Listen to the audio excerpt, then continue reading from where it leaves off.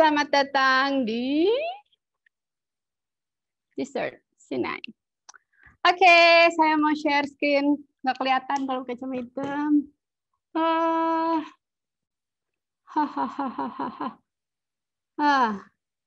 Sudah bisa mendengar suara saya?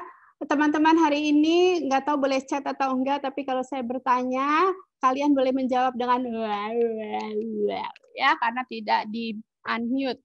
Nah, hari ini kita akan membahas satu hal yang menarik walaupun membosankan nampaknya, ya. Teman-temanku sekalian, hari ini kita akan membahas tentang the most boring kitab di Alkitab. Coba tadi siapa yang mau menebak apa? Oh, udah ditulis ya, udah dikasih tahu waktu di drama, nggak seru ini Maya.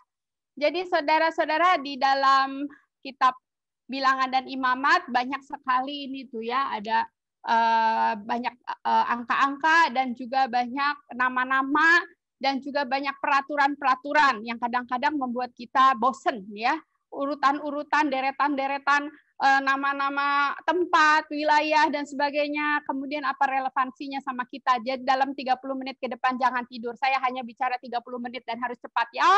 Karena itu semuanya benar-benar melotot karena ini akan cepat. Dan teman-teman pernah lihat Dynasty Warriors? Siapa yang suka main Dynasty Warriors? Silahkan emoticon salah reactions. Siapa yang suka nonton main Dynasty Warriors? Saya tidak. Saya hanya mempelajari saja. Tetapi di dalam Dynasty Warriors ini tentu kamu tidak akan tertidur kalau main ini ya, karena seru banget mungkin untuk mereka yang suka. Tetapi mungkin malahan jadi nggak tidur. Teman-temanku sekalian, sebenarnya kitab Bilangan itu seru ya kalau kita benar-benar menghayatinya, bahkan lebih seru daripada Dynasty Warriors ini. Aduh, saya nggak bisa klik karena ketutupan sama participation raise hands. Gimana caranya ya? Aduh. Coba, nggak bisa. Gimana caranya saya klik? Karena ketutupan sama participation raise hands. Udah. Oke. Nah, di dalam warrior ini ada yang namanya Chow atau Chow gitu ya. Kelihatannya ganteng banget, saya deketin. Ganteng banget ya. Salah. Ganteng banget. Tapi aslinya sebenarnya begini, saudara, ternyata ini diambil dari sejarah Tiongkok ya. Ternyata games tersebut diambil dari sejarah Tiongkok. Saya berpikir kalau saudara-saudara ada yang mau menjadi game developer, bikinlah game tentang kitab Bilangan. Akan menarik sekali. Tetapi saudara kalau mau jadi game developer mesti belajar matematika dan sebagainya, lulus, jangan malas belajar, hanya mau main game saja. Karena game developer juga mesti pintar ya, apalagi kalau mau game developer cerita Alkitab, saudara harus masuk teologi, masuklah STT Saat. Amin. Rame sendiri ya kalau nggak kamu tidur.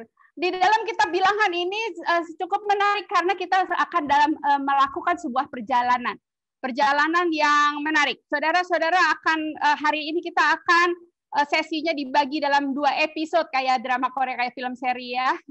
2 episode pertama bersama dengan saya, episode kedua nanti bersama-sama dengan teman-teman di grup masing-masing. Akan menjadi virtual war yang merupakan persiapan. Kalau tidak siap kalian akan kalah. Jadi sekali lagi 30 menit pertama melek dan perhatikan baik-baik. Saudara, di dalam Dynasty Warriors kita balik lagi ke sini, ada musuh ya, ada pemberontak yang namanya Yuan Benchu. Di dalam realnya ya, historinya saya nggak tahu di dalam gamenya bagaimana. Tetapi ada pertempuran yang menarik, yaitu pertempuran Guandu. Ya, di dalam pertempuran Guandu ini adalah pertempuran yang terkenal di dalam sejarah Tiongkok. Kenapa terkenal? Karena Yuan Benchu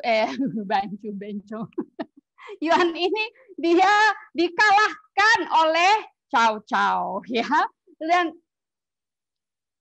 ya, dikalahkan oleh Cao dengan apa? Dengan sedikit pasukan. Jadi 40.000 dibandingkan 150.000, saudara. Tetapi kalau di dalam Bilangan pahlawannya bukan manusia ya, bukan si Cao ini, tetapi pahlawannya adalah Allah. Pertanyaannya, saudara, dalam kitab Bilangan, apakah relevansi keseruan bagian-bagian yang nampaknya membosankan itu untuk saya? Hal berharga apa yang bisa saya dapatkan melalui bagian-bagian Alkitab yang nampaknya membosankan dari Alkitab itu? Mari kita berdoa terlebih dahulu. Yuk kita berdoa. Tuhan, hamba mohon supaya 30 menit ke depan, udah kurang dari 5 menit ya 25 menit. Kami berdoa supaya teman-teman bisa konsentrasi dan mendapatkan berkat dari apa yang kami akan pelajari hari ini. Tuhan tolong supaya kami bisa konsen dan bisa benar-benar merasakan, mengalami kecintaan akan firman Tuhan. Di dalam nama Tuhan Yesus kami berdoa. Amin. Saudara-saudara, kita akan melihat sesuatu hal ya di balik sebuah yang kelihatannya membosankan. Saudara tahu kuaci ya, kalau ada pernah nggak saudara diminta untuk bukain kuaci ya, gigit buka. Sangat-sangat membosankan pasti ya. Akan tetapi bagaimana jikalau ternyata ketika saudara buka kuaci, di dalam kuaci ada berlian. Saya pernah tuh ya, percaya nggak sih ya? Saya bohong. Tapi kan saudara, ini sebuah gambaran aja ya. Sesuatu yang membosankan kita lakukan, kita gali, buka. Ada apa sih, semuanya kelihatannya sama. Nah, itu yang bikin membosankan itu tuh ya. Kalau sama terus kalimatnya itu terus tidak relevan, seperti ada roti bunda, roti tipis dan sebagainya. Tapi ternyata ada yang berharga di dalamnya. Itu yang kita mau cari hari ini. Apakah the best part dari deret angka misalnya? Saya ingin kasih lihat kepada saudara bahwa God is the best warrior. Dia mengatur persiapan pasukan perang. Coba raise hands laki-laki di atas usia 21. Siapa yang laki-laki di atas 21? Silakan raise hand. Ya, siapa lagi raise hand? Ya, ada yang raise hand. 2 partisipan. Siapa lagi? 4. Ada nggak sampai jumlahnya sama seperti di dalam pasukan orang Israel ini. Oke, saya mau klik, susah kalau ada raise hand ternyata. Oke. Nah, saudara-saudara, kita lihat ya, ada deret angka ini, saudara. Ada deret-deret angka ini yang bikin bosan sebenarnya ya. Baru pasal 1, udah deret-deret angka begitu ya, jumlah. Jumlah Ruben segini, jumlah Simeon segini, jumlah itu segitu. Tapi saudaraku sekalian, terus terang saya juga bosan sih waktu awal-awal.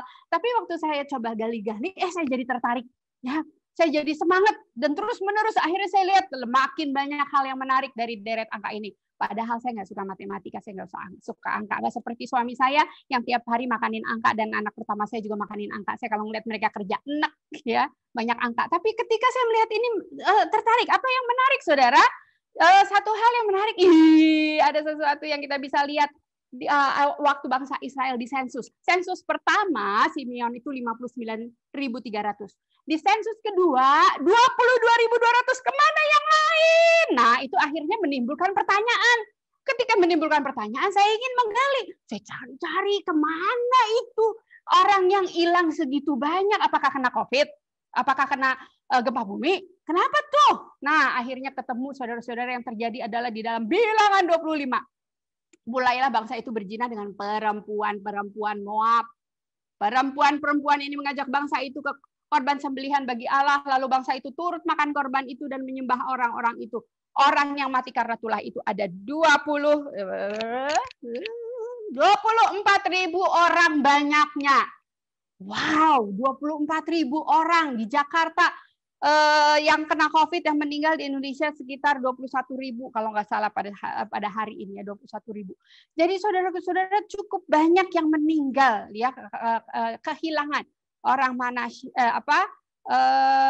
bukan orang Manasyi, tadi saya bilang apa? Simeon ya.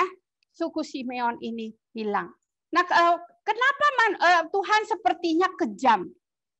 Saudara, Paulus menjelaskan di 1 Korintus 10 ayat 8. Janganlah kita melakukan percabulan seperti yang dilakukan oleh beberapa orang dari mereka, sehingga pada suatu hari telah tewas 23.000 orang. Walaupun tidak precise, tetapi sebenarnya dugaan yang terdekat adalah Paulus sedang berbicara tentang situasi ini.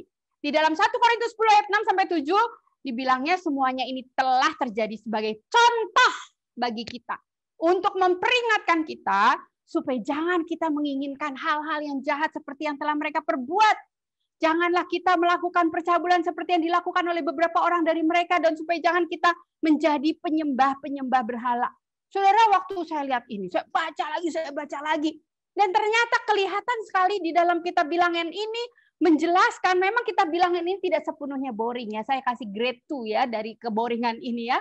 saya bahas yang grade 2 dalam keboringan ini. Tetapi di dalam ketika menggali-gali yang boring-boring itu, menemukan banyak hal, kemudian kita refer ke sana, refer ke sini, melihat ada peristiwa yang besar terjadi. Dan itu menjadi peringatan bagi kita untuk kita menjaga kekudusan. Tetapi saudaraku sekalian, waktu saya lihat lagi, penasaran ya, pengen lihat, udah habis 24.000 orang itu hilang. Kemudian jadi bagaimana? Saudara, ternyata totalnya itu nggak beda banyak sensus pertama sama sensus kedua. Artinya apa? Tuhan itu ajaib ya. Tuhan itu luar biasa. Tuhan itu adalah Tuhan yang betul-betul menjaga keseimbangan. Tuhan itu adalah Tuhan yang benar-benar bisa memelihara umatnya. Gitu ya. Jadi saudaraku sekalian, ada hal ini kita belajar. Kalau tadi perang Guandong itu apa tadi? Saya lupa ya. Perang itu adalah satu peperangan di mana yang kecil bisa menang atas yang besar karena ada satu pahlawan yang luar biasa. Kita belajar di sini. Numbers, it's not a matter, tetapi ketaatan kepada Tuhan. Anugerah Tuhan bagi mereka yang taat. Itu menjadi luar biasa. Menjadi sumber daripada kemenangan hidup. Nah, saudaraku sekalian, jadi apa yang kita pelajari tentang Allah dari deret angka suku Simeon? Silakan di chat siapa yang mau mengatakan saya belajar ini dari deret angka suku Simeon. Simeon 50, dari 59.300 sampai 22.200. Kalau kalian tidak tidur, kalian bisa menjawab. Silakan di chat atau kirim WA kepada kepala suku kalian. Apa yang kamu pelajari dari deret angka yang tadi, yang kelihatannya membosankan itu, tetapi kita menemukan sesuatu berlian di tumpukan-tumpukan kuaci, ya. Nah, saudara, pelajaran untuk kita sendiri. Kalau Tuhan begitu keras terhadap orang-orang yang menyembah berhala, orang-orang yang tidak setia sama Tuhan, pada zaman saat itu Tuhan keras sekali. Mereka kena tulah dan mereka mati. Dan kalau saudara baca lagi, sebenarnya lebih ngeri ya. Sebenarnya waktu kita nggak cukup. Dan pertanyaannya ya, mengapa saya masih hidup? Mungkin saudara-saudara mempunyai hidup nggak lebih baik. Saudara pasti menyadari bahwa saudara punya dosa. Saudara melakukan dosa. Saudara sendiri adalah orang berdosa. Yang kemarin juga waktu lagi KKR, saudara menyadari itu. Kenapa saya masih hidup? Saudara, saya sendiri sebenarnya adalah orang-orang waktu umuran kalian ya, waktu remaja, saya bukan anak yang baik. Saya anak yang nakal, saya tukang pesta dan sebagainya, nanti saya cerita lebih lanjut. Tetapi saya merasakan sungguh-sungguh anugerah. Hanya karena anugerah kita masih bisa hidup ya. Hari ini masih hidup, masih bisa napas nggak semua ya? Coba napas. Saudara, napas itu luar biasa mahal loh. Udah kena COVID susah sekali napas. Ya, kakak ipar saya meninggal. Jadi kalau misalnya ini kita bisa masih hidup, benar-benar anugerah ya. Kita hidup di dalam masa anugerah. Kenapa ini nggak bisa diklik lagi? Oh, oke. Nah, saudaraku sekalian, sekarang pertanyaannya, apakah the best part dari kita bilangan ini? Menarik loh, saudara. Ya, kalau kita lihat chiasm atau chiastic style dari cara penulisannya ya di dalam awal dan akhir, ada first generation yang hilang. Ya, karena mereka tidak taat, karena mereka berontak sama Tuhan. Tetapi kemudian Tuhan membangkitkan lagi generasi kedua. Saudara, generasi kedua, ya, apakah saudara akan melanjutkan dipilih oleh Tuhan untuk melanjutkan penggenapan perjanjian Allah? Tapi apakah ini the best part-nya? Bagus memang, tetapi kita belum sampai ke best part-nya. Kita coba lihat lagi, saudara. Tuhan itu mengatur luar biasa. Ya, mengatur luar biasa. Tuhan atur sedemikian rupa sampai tidur di mana aja diatur. Kamu tidur sebelah ini ya. Maksud saya tendanya ya, bukannya tidur sebelah-sebelahan. Mesti jaga jarak. Tenda siapa, di sebelah siapa, suku siapa, di sebelah siapa, di sebelah timur, barat atau utara atau selatan, ya. Nah, saudara suku sekalian, diatur sedemikian rupa karena Tuhan sebenarnya mengatur dan mau melindungi setiap suku, setiap pekerjaan ini, setiap perjalanan ini. Tuhan atur orderliness sampai siapa berangkat duluan. Ya, walaupun kita bacanya kelihatannya aduh, apa sih siapa yang duluan, habis itu siapa, habis siapa, apa siapa begitu ya. Tapi saudara kalau perhatikan kemarin Pak David Ali Nurdin udah bercerita ya, luar biasa Allah kita, Allah yang menciptakan alam semesta begitu orderly. Tuhan juga mengatur bangsa ini untuk keluar dari Mesir, kemudian masuk ke tanah perjanjian secara orderly. Artinya apa, saudara, kita belajar? Kita belajar, kita juga mesti sebenarnya beriman bahwa hidup kita juga diatur oleh Tuhan. Ya, walaupun kelihatannya kali ini kita mengalami situasi yang tidak enak, percaya nggak? Percaya nggak bahwa Tuhan sekarang sedang mengatur kamu sampai bisa ikut SYC? Tuhan atur. Percaya nggak? Kalau percaya taat. Kalau taat percaya. Percaya dan taat itu koin. Taat dan percaya. Saudaraku sekalian, kita taat dan percaya nggak? Tuhan mengatur. Saudara, saya ingin memberikan gambarannya susahnya ngatur orang banyak ya. Saudara, kita lihat. Ini ada satu keluarga yang begitu banyak ya, tetapi karena apa? Karena istrinya aja banyak, 39 istri, 94 anak ya. Ada 100 kamar, tapi yang beneran dikit deh, yang beneran dikit ya. Saudara mungkin pernah dengar ada The Daggers. Ya, Daggers itu ada 19 anak.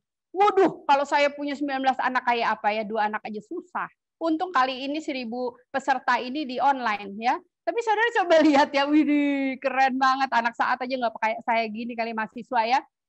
Anak-anak kecil ini tidur di tempat yang seperti ini, tetapi rapi ya.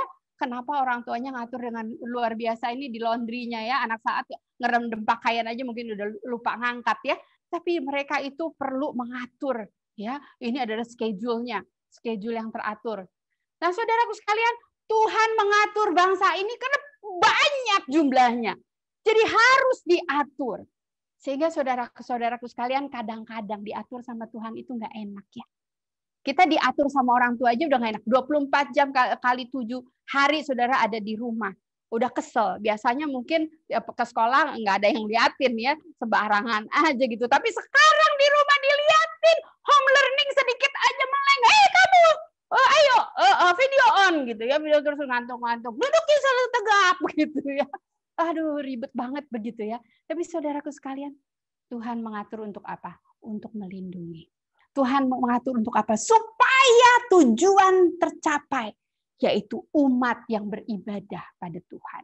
Saudaraku sekalian, Tuhan melindungi dengan memberikan beberapa signal, simbol. Ya, saudara perhatikan ada semboyan nafiri. Tatat, artinya apa? Tatat, ya. So far punya simbol-simbol artinya apa? Karena nggak ada handphone zaman dulu, ya. Jadi ada simbol-simbol yang mesti mereka pelajari. Apakah ini the best part?